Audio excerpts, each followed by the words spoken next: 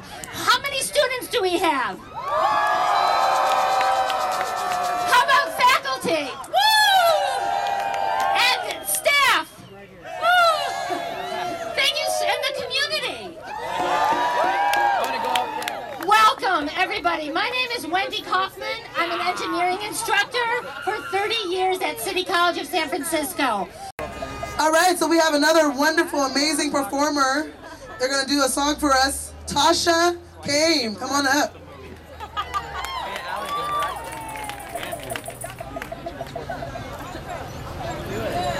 We will not be moved. We will not be moved. Just like a tree that's planted by the waters, we will not be moved. 'Cause of freedom, oh, freedom, oh, freedom,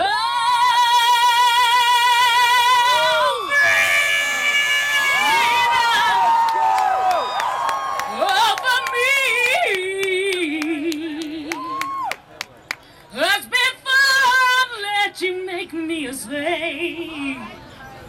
I'll be buried in my grave, 'cause I'm going on, I'm going on, and we'll be free. Thank you so much.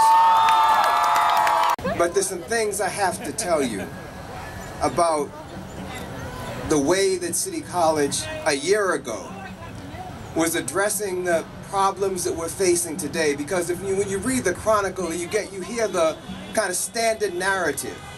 You get the impression that the administration, the faculty, that all of the different constituencies of the school were, oblivious to the problems that the school was facing, were oblivious to the fact that in the course of 2, 3, 4 years, $53 million had been cut from the budget of the school.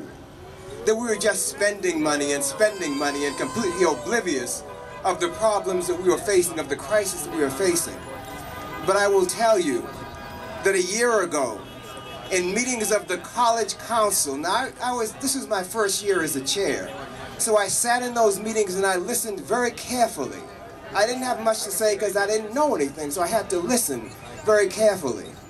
And I listened as our chancellor, our previous chancellor, Don Griffin, spoke about the crisis that we are facing, the pressures that were being placed on the school from Sacramento for us to cut programs, for us to downsize.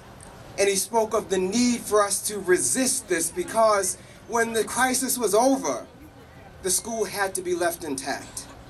That the crisis was not going to last forever, and if we cut classes, if we eliminated programs, if we cut faculty and staff, that the school that this city has come to love, the school that has been so important for San Francisco and the entire Bay Area, would no longer exist.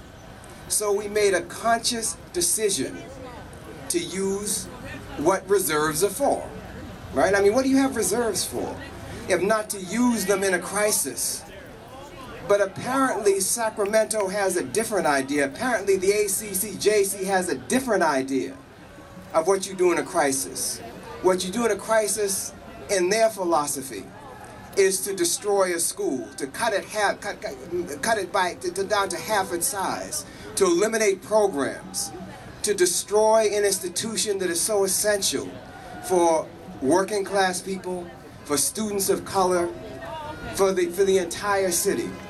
So please understand that when faced with this crisis, we made a conscious decision to preserve the school without cutting programs, without cutting faculty, and this was the right thing to do. This was the moral thing to do. This was the thing that recognized the principle of social justice. And I must also say that when the first interim vice chancellor, first interim chancellor came back in the summer and in the fall semester. In a meeting with her, when we were discussing all kinds of things, I mean, I'm ready to be clear what the meeting was about when she called it. I tried at one point to maybe reach out and see if there was that beneath that kind of business-like exterior, there was an element of humanity there. And I tried to get her to understand how wrong it was for teachers, for staff, for students to be so demoralized by what was going on at the school. And she leaned over and she looked at me and she said, I get this. I understand about our liberal San Francisco values. Now, I admit, I live in Oakland, but she lives in Montana. And she was talking about our liberal San Francisco values, but she said, we can't afford it anymore. I understand about social justice, but we can't afford it anymore. When you cannot afford social justice, when you get rid of social justice, then it's not a vacuum. Something else fills it, and that's injustice. When billions are spent on prisons, wars, and bank bailouts, it is not difficult to realize that the crisis is not one of budgets or resources, but of priorities. California is no different.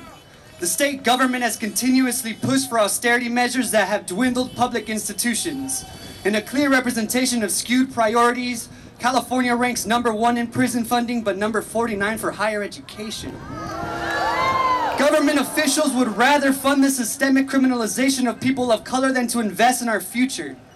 And now, as the politicians continue to disinvest, corporate America has launched an offensive to capitalize on its instability. The Accreditation Commission, along with the interim administration, are abusing the accreditation process to downsize CCSF and make drastic cuts to courses and programs that are disproportionately affecting low-income communities of color. Despite her egregious agenda to destroy equity, Interim Chancellor has the audacity to call the students who have taken the initiative to save our college as irresponsible, claiming our efforts are only brought negative attention to City College. No. What's irresponsible is a reckless decision to lay off all part-time counselors, leaving students in the dark during the registration process. What's irresponsible is cutting funding for disabled students' programs and services in the name of long-term stability. What's irresponsible is divesting from the EOPS Second Chance program, which provides formerly incarcerated persons the necessary resources to become a successful student. Such lack of compassion has been detrimental to the livelihood of students and faculty and staff, but our spirit is not broken. So now we find ourselves at the steps of City Hall, not to ask, but to demand that the city elected officials take immediate action to meet our demands. I actually have some history because we've known each other for about 10 plus years. We were on the youth commission together, so I know him really well, and I'm really proud to see him up here. So here you go. Can everybody hear me? Can everybody hear me? Well, I'm hoping that just like everybody hears me, I'm hoping that the rest of our administration at CCSF and our Board of Trustees can hear you guys, because we're here for a reason, aren't we? We're here because we want San Francisco City College to reflect our diversity and reflect our values here at City College. Now, when I came to this board in 2009, we served over 110,000 students. Now we serve less than 85,000 students. We have lost over 25,000 students. And in the face of that, we've had huge fiscal issues. We've lost over $53 million over the last 3 years, and that's just because of the budget stuff. But what San Franciscans did, they stepped up to the plate in 2012, and they supported Prop A. 73% of San Franciscans supported Prop A. We supported it because we wanted greater access to classes, to make up the classes that were cut. We wanted more student services. We really wanted City College to continue to be the college that we all believe in. But unfortunately, and I hate to say this, less than 1/3 of the money from Prop A will go to classes and our student services. We supported Prop A, and Prop A is here now. But in the face of Prop A money come in, we've laid off 18 academic counselors who provide guidance for our students to make healthy educational decisions. We have over 400 students who are on the wait list for EOPS program, which is a program for low-income, at-risk students. We have over 180 students who are part of the Second Chance program, a program for ex-offenders who are on the wait list. These students are being denied access. And I say that is wrong. And I say that's why we're here today, and to say enough is enough. We want our City College back, and we want City College to reflect the values that we all have fought so dearly and sweated so much for. It is important that we understand that what this school is facing, what the city is facing, what the country is facing, what the state is facing is a priorities crisis, not a budget crisis. Right? California is #1 in prison spending, but number 49 in education. Do you guys think that's acceptable? No, it's unacceptable. Anybody, whether it's the mayor or on the trustees or in the administration who says there's not enough money for education or City College is either ignorant or a liar. City College is one of the best community colleges in the nation, right? They're attacking City College precisely because it's one of the best community colleges in the nation. The people behind the attacks on City College, whether it's the interim administration or whether it's the accreditation commission, are imposing an agenda of privatization, right? And where do they think people are gonna go? They know where they're gonna go. Where are they gonna go? Yell it out. Yeah, there's two places where people are gonna go. Either prisons, right? They want communities of color in particular go to prisons, and they want other people to go into private and online education, right? Do you guys think that's okay? No, it's BS. The Accreditation Commission got a grant just 2 years ago from the Lumina Foundation, which was founded by the student loan industry, to redesign the accreditation process. How do you feel about that? No, it's BS. The Accreditation Commission, the ACCJC, is a sham. Their attacks on City College are a sham. So hey everyone, who am I? I am City College. We are City College. I was raised right here in San Francisco around drugs and violence, right in the Fillmore district. I went through the juvenile justice system, the foster care system, and I persevered.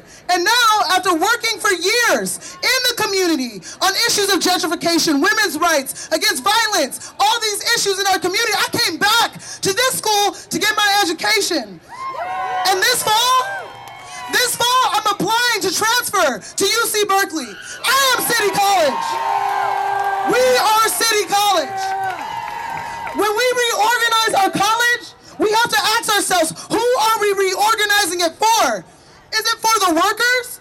Is it for the high school dropouts? Is it for the people coming out of jail, the single mothers who want to retrain for a new career, the LGBTQ community? People that want to get a GED, or people who just want to learn a new skill? People that just want to take a swim class or take an art class? This school is for all of us, all of us. We have to keep the community in community college. We have to. Because right now in California, what's happening? We have lost 500,000 students. 500,000 students have been pushed out of the community college system. Is that right? We in Chicago have been pretty involved in some struggle lately, as I'm sure you've heard. We had a humongous strike this fall, but our strike did not come out of thin air. Our strike started in some small meetings. Our strike started with some people with a dream and a vision of what a union could be and how a union could be an ally of the community. We didn't want a union that was just fighting for the interests of the teachers or the staff. We wanted a union that was fighting for the common interests of the teachers, the staff, the students, the parents, and the communities in our city. And that's what we've been working so hard to build, and I know that's what you guys are working so hard to build here. Really quick, we have a really beautiful special guest that I wanted to say something really quick. Come on up here. Come on up here, sweetie.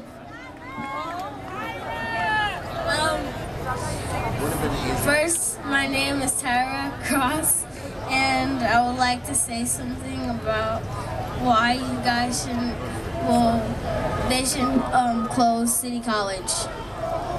I would like to ask for CCSF to remain open because it's a great place for students to get a good education, and that means they can work their way through life.